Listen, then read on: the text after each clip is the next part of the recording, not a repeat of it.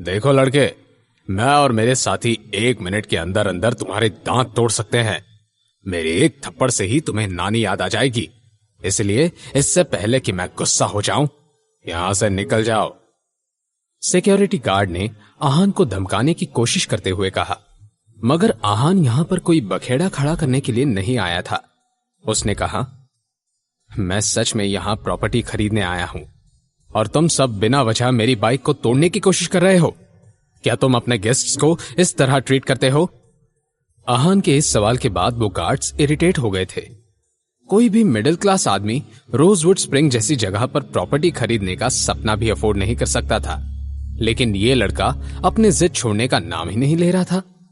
Guards ने आहान की तरफ देखते हुए अपने कदम आगे बढ़ाए और हाथ उठा लिया। वो गार्ड आहान को पंच करने वाला था कि किसी ने उसका हाथ पकड़ लिया। गार्ड ने गुस्से से उसके हाथ की तरफ देखा तो वो देखता ही रह गया। बॉस, आप यहां? उस सिक्योरिटी गार्ड ने घबराते हुए कहा। आहान ने देखा कि उसके सामने एक ब्रांड एंड टक्साडो पहना हुआ हट्टा कट्टा आदमी खड़ा था। उस आदमी के बॉडी लैंग्वेज और गार्ड्स के डर को देखकर यह बताना बिल्कुल भी मुश्किल नहीं था कि वो जरूर कोई बड़ा और पावरफुल आदमी है। उस आदमी ने रौबदार अंदाज में गार्ड का हाथ छोड़ा और बोला, तुम्हारी हिम्मत कैसे हुई मेरे मेहमान पर हाथ उठाने की? क्या अपनी जान से हाथ धोना चाहते हो तुम कार्तिक कोहली के लिए काम करने के लायक ही नहीं हो। उस आदमी की बात सुनकर आहान को पता चला कि यह आदमी और कोई नहीं, शिमला शहर का सबसे अमीर आदमी कार्तिक कोहली था। वो रोजवुड स्प्रिंग का मालिक भी था। उसने गार्ड्स को नजरअंदाज किया और तुरंत आहान की तरफ देखकर बोला, मिस्टर राजादा, वेलकम। मेरे लोग आपको अच्छे से वेलकम नहीं कर पाए, इसलिए मैं आपसे माफी मांगता हूं। मिस्टर कोहली, अपने स्टाफ को आप खुद डिसिप्लिन कर सकते हैं। मैं इन सब में इंटरफेयर नहीं करना चाहता। आहान ने जब अपना फैसला सुना दिया था तो कार्तिक ने अपने गार्ड से कहा, मिस्टर रायजादा से माफी मांगो अभी। अपने बॉस की बात सुनकर गार्ड्स हैरान रह गए। यह मिडिल क्लास का देखने वाला और 3rd ग्रेड बाइक चलाने वाला लड़का आखिर था कौन, जिसके लिए उनके बॉस खुद चलकर एंट्रेंस पर आए थे? मगर क्योंकि उन गार्ड्स को अपनी जॉब नहीं खोनी थी, तो इसीलिए उन्होंने सर झुकाकर आहान से माफी मांगी। हमें माफ कर दीजिए मिस्टर रायजादा। आहान ने बिना कुछ कहे बस हां में अपना सर हिला दिया और कार्तिक कोहली से बोला, विक्रम जी भी यही होंगे ना? उन्हें बुला लीजिए, मैं घर देखना चाहता हूं। कार्तिक कोहली ने आहान को उसके बंगलों की तरफ जाने का रास्ता दिखाया और दोनों ही चल पड़े। कुछ देर में आहान एक बड़े से बंगले के सामने था। गेट के अंदर जाते ही आहान ने गार्डन देखा, जहां दुनिया भर के खास तरीन फूलों के पौधे थे।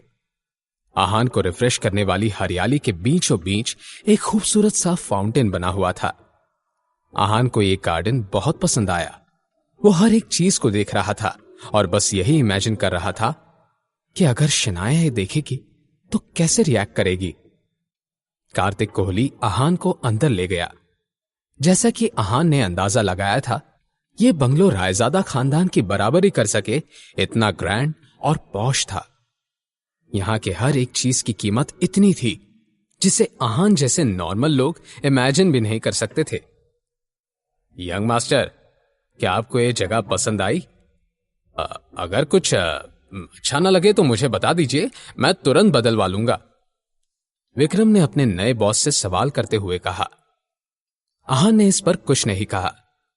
यंग मास्टर, ये मिस्टर कोहली हैं, इस शहर के जाने माने बिजनेसमैन में से एक। विक्रम ने कहा तो आहान ने कहा, हमारी मुलाकात हो चुकी है। मैं आहान रायजादा। आहान ने एक बार ऑफिशियली खुद को इंट्रोड्यूस किया। आपको मिलने का मौका मिला इसलिए मैं आपको खुश नसीब समझता हूं मिस्टर रायजादा। आपको वेलकम करने के लिए मैंने लंच का इंतजाम किया है। उम्मीद है आप मुझे मना नहीं करेंगे। कार्तिक कोहली खुद एक बड़ा आदमी था और यह बात जाहिर थी कि वो सबसे बड़ी कंपनी से अच्छे रिलेशन बनाना चाहता था। इसीलिए वो आहान को खुश करने की हर मुमकिन कोशिश कर रहा था। आहान को यह समझने में ज्यादा देरी नहीं लगी और उसने कार्तिक के लंच के ऑफर को एक्सेप्ट कर लिया। जब कार्तिक कोहली लंच के अरेंजमेंट्स करने के लिए बाहर चला गया तो विक्रम ने आहान से कहा, यंग मास्टर, कार्तिक कोहली भरोसा करने लायक लोगों में से नहीं है। जरूर आपने कुछ सोचा होगा, मगर मैं आपको सजेस्ट करूंगा कि हम इस आदमी के साथ ज्यादा करीबियां ना बढ़ाएं। विक्रम को बिजनेस और लोगों का बहुत तजुर्बा था, इसलिए आहान ने उनके जजमेंट पर पूरा यकीन किया था। आहान ने उसे देखा और उसने कहा, देखते हैं कंपनी ने हमारे अंडर कौन सी इंडस्ट्रीज अलॉट की हैं। आहान अच्छे से जानता था कि उसे सक्सेसर बनाने के पीछे जरूर कोई गहरी और जरूरी वजह होगी। उसके अलावा आदित्य रायजादा जैसा जिद्दी इंसान अपने नाजायज बेटे के लिए इतना कुछ नहीं करता, इसलिए आहान फिलहाल किसी भी तरह का कोई एक्शन नहीं लेना चाहता था। यंग मास्टर, इनिशियल स्टेज पर हमें सिर्फ 100 करोड़ की इन्वेस्टमेंट दी गई है। इसके अलावा आर्किटेक्चर, एंटरटेनमेंट और कुछ होटल चेन्स के शेयर्स भी हमारे पास हैं। आप इस सब से क्या करना चाहते हैं? विक्रम ने ब्रीफ में आहान को सब कुछ बता दिया। आहान बहुत केयरलेस लग रहा था। उसने इस सवाल का कोई जवाब नहीं दिया और इधर उधर देखने लगा। कुछ देर की खामोशी के बाद आहान ने विक्रम से कहा, विक्रम जी, लिविंग रूम की इस बालकनी में तुलसी का एक पौधा लगना चाहिए, एकदम बीचों बीच। और हां, इस बात का खास ध्यान रखिएगा कि पौधे को अच्छी धूप मिले। आहान की ऐसी अजीब रिक्वायरमेंट से विक्रम दंग रह गए। यहां के गार्डन में कई सारे एक्सोटिक प्लांट्स लगे थे, लेकिन यंग मास्टर को तुलसी का पौधा क्यों चाहिए? खैर छोड़ो, मुझे उन्हें नाराज नहीं करना है, मैं कुछ करता हूं, विक्रम ने मन ही मन में कहा। फिर उन्होंने हामी भरते हुए आहान से कहा, जी मैं अभी इसका इंतजाम करता हूं। जब वो अपने असिस्टेंट से बात कर रहे थे, आहान ने किसी को कॉल किया। थोड़ी ही देर में फोन की दूसरी तरफ से एक प्यारी मगर सख्त आवाज आई, आहान मैं बिजी हूं, क्या बात है? यह आवाज किसी और की नहीं, शनाया की थी। आहान जानता था कि इस वक्त शनाया काम में बिजी होगी, मगर फिर भी उसे शनाया की याद आ गई तो उसने कॉल कर दिया। सॉरी, मैं डिस्टर्ब नहीं करना चाहता था। वो बात यह है कि मैं लंच पर आपकी तरफ नहीं आ पाऊंगा, तो प्लीज याद से खाना खा लीजिएगा। आहान की बात सुनकर शनाया ने ध्यान दिए बगैर कहा, हाँ ठीक है आहान, वो मैं सुबह जल्दी में भूल गई। तुम घर जाने के बाद लिविंग रूम में जो तुलसी का प्लांट है उसे याद से पानी देना, ओके? भूलना मत। शनाया की ये शब्द सुनते ही आहान के चेहरे पर स्माइल आ गई। उसने कहा, जी मैं दे दूंगा। शनाया ने आगे बात करना जरूरी नहीं समझा और फोन रख दिया। इस वक्त जब हर कोई आहान को खुश करना चाहता था, आहान के दिमाग में बस शनाया और उनकी पसंद नापसंद थी। आहान लंच करने के लिए डाइनिंग एरिया में गया। उस वक्त पर आहान और कार्तिक कोहली के अलावा वहां और कोई नहीं था। आहान ने कैजुअल अंदाज में बात शुरू करते हुए कहा, मिस्टर कोहली, आप रोजवुड स्प्रिंग के ओनर हैं, मगर फिर भी यहां पर डेवलपमेंट की कुछ कमी है। अगर सोचा जाए तो इस जगह को इंडिया की सबसे फेमस और लेविश जगहों में से एक बनाया जा सकता है। कार्तिक कोहली को इसी मौके का इंतजार था। उसने आहान से कहा, मिस्टर रायजादा, मैं आपकी बात समझ रहा हूं, लेकिन यह जगह शिमला के पहाड़ी हिस्सों में है। अगर इसे डेवलप करना है तो हमें नेचर की खूबसूरती के साथ ही टेक्नोलॉजी और मॉडर्न आर्किटेक्चर का भी ध्यान रखना होगा, और इसके लिए हमें बहुत ज्यादा इन्वेस्टमेंट की जरूरत है, जो मेरे जैसे छोटे बिजनेसमैन के लिए थोड़ा मुश्किल है।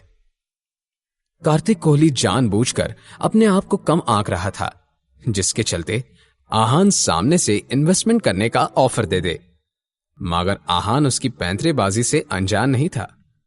कार्तिक कोहली, जो पिछले 7 साल पहले एक गुंडा हुआ करता था, अचानक से वो शिमला का सबसे अमीर आदमी कैसे बन गया था? ये आदमी किसी लोमड़ी की तरह चालाक था, लेकिन आहान के इस वक्त कुछ और ही प्लान्स थे। उसने इस तरह प्रिटेंड किया मानो वो कुछ सोच रहा था, और थोड़ी ही देर में उसने कार्तिक कोहली से सवाल करते हुए कहा, क्या 50 करोड़ काफी रहेंगे? क्या कहना है आपका? मैं ज्यादा भी इन्वेस्ट कर सकता हूं। आपके ऑफर को मना करूं तो मेरे जैसा बेवकूफ पूरी दुनिया में कोई नहीं होगा। आहान की नजरों से कार्तिक की आंखों की चमक छिपी नहीं थी। उसने अपना हाथ आगे बढ़ाया और बोला, तो फिर ठीक है, मेरे 50 करोड़ और आपके 20 करोड़ मिलाकर हम एक नया प्रोजेक्ट शुरू करते हैं। स्प्रिंग कॉर्पोरेशन नाम की कंपनी शुरू करते हैं, जिसके चलते हम रोजवुड स्प्रिंग को इस देश का जाना माना नाम बना देंगे। जब आहान ने अपनी बात खत्म की, विक्रम वहां आ गए। कार्तिक कोहली ने तुरंत आहान से हाथ मिलाया और शिमला के सबसे बड़े बिजनेस की शुरुआत हो गई। लंच के बाद आहान और विक्रम वहां से चले गए। कार्तिक कोहली के चेहरे से हंसी गायब होने का नाम ही नहीं ले रही थी। उसने अपने असिस्टेंट को गले लगा लिया और बोला, किशन, अब मेरा नाम सिर्फ शिमला में ही नहीं, पूरे हिंदुस्तान में जाना जाएगा। रायजादा के नए हेड से मेरी दोस्ती हो गई है। वैसे इस मौके को मैं हाथ से जाने नहीं दूंगा। ये नई कंपनी मुझे बहुत बड़ा बना देगी। कार्तिक के रिएक्शन से किशन का रिएक्शन बहुत अलग था। उसने कहा, भाई, लेकिन क्या आपको ये मिस्टर रायजादा अजीब नहीं लगे? हाँ, नहीं कोई महंगे ब्रांडेड कपड़े नहीं और कोई बड़ी कार नहीं। वो बहुत ही सिंपल लड़का लग रहा था, यहां तक कि वो किसी सस्ती सी बाइक पर आया था। किशन की बात में तो दम था। कार्तिक ने कहा, बात तो सही है। एक काम करो, किसी को आहान रायजादा पर नजर रखने के लिए कहो। मैं उनके बारे में सब कुछ जानना चाहता हूं। किशन ने अपने बॉस की बात पर हामी भर दी। कार्तिक कोहली को कुछ और भी याद आया और वो थोड़ा चिंतित लगने लगा। उसने किशन से कहा, किशन, एक काम करो, मेरे गराज से वो नई स्पोर्ट्स कार निकालो और आहान रायजादा को तुरंत पहुंचा दो। उन बेवकूफ गार्ड्स ने मिस्टर रायजादा की बाइक तोड़ दी। उन्होंने इस बात को ज्यादा माइंड तो नहीं किया, लेकिन मैं हम दोनों के बीच कोई भी कड़वी याद नहीं रखना चाहता। दूसरी तरफ शनाया ऑफिस के बाहर आकर खड़ी थी। आज तो घर जाने के लिए देर भी हो गई थी, लेकिन आहान का कोई अता पता नहीं था। हर रोज वो शनाया को ऑफिस छोड़ने और लेने जाता था। ये रूल शनाया के पापा शेखर गिल ने बनाया था।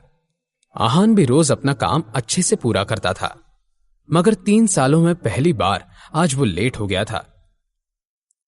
शनाया आज बार बार अपनी घड़ी की तरफ देख रही थी। तभी उसने एक चिढ़ाने वाली आवाज सुनी, अरे ये क्या ये मेरी प्यारी बहन शनाया नहीं है? शनाया ने देखा कि उसके पास एक छोटा और रिवीलिंग ड्रेस पहनी एक लड़की खड़ी थी।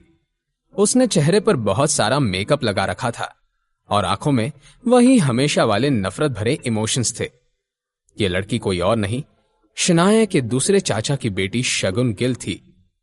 इन 2 बहनों के बीच कभी भी नहीं बनती थी। शगुन हमेशा से शनाया से जलती आई थी। शनाया, क्या तुम आज भी उस निकम्मे घर जमाई का इंतजार कर रही हो? उसके लिए धूप में खड़े रहने की क्या जरूरत है भला? वो कौन सी कार लेकर आने वाला है? शनाया ने शगुन को नजरअंदाज कर दिया। उसने शनाया को प्रोवोक करने का जैसे मन बना लिया था। शनाया, क्या तुम्हें याद है दादाजी हमेशा कहा करते थे कि तुम उनकी सबसे सुंदर पोती हो, और जब हम सब बड़े हो जाएंगे तुम्हारी शादी सबसे हैंडसम, समझदार और अमीर लड़के से होगी। तुम्हारा पति तुम्हारे लिए आसमान से तारे भी तोड़ कर लाएगा। लेकिन किसे पता था कि वो बात सच हो जाएगी? आहान तो तुम्हें दिन की धूप में भी तारे दिखा रहा है। अपनी बात खत्म करते हुए शगुन अकेली ही खिलखिलाकर हंसने लगी। शनाया का सब्र अब जवाब दे रहा था। वो कुछ कहने ही वाली थी कि तभी गिल कंपनी के सामने एक चमचमाती काली ऑडी कार आकर रुकी। कार्तिक कोहली के घर से निकलने के बाद आहान और मिस्टर विक्रम शहर में वापस आकर लौटे। आहान ने विक्रम को नए बिजनेस के बारे में अपनी एक्सपेक्टेशंस बता दी और कुछ इंस्ट्रक्शंस देने के बाद प्रपोजल पढ़ने लगा। आहान के इस बिजनेस प्रपोजल को सुनकर मिस्टर विक्रम परेशान लगने लगे। यंग मास्टर, ये क्या कर रहे हैं? कार्तिक कोहली जैसे आदमी के साथ काम करने में हमारी इन्वेस्टमेंट मिट्टी में मिल सकती है। अब रायजादा ग्रुप ऑफ इंडस्ट्रीज को और इस कार्तिक कोहली को कोई अजूबा ही बचा सकता है। आहान ऐसा क्यों करने वाला था? शनाया के ऑफिस के बाहर किसकी कार आकर रुकी थी? क्या शगुन शनाए के लिए चीजों को और मुश्किल करने वाली थी? क्या आज आहान शनाए को लेने आएगा? जानने के लिए सुनते रहिए पॉकेट एफएम।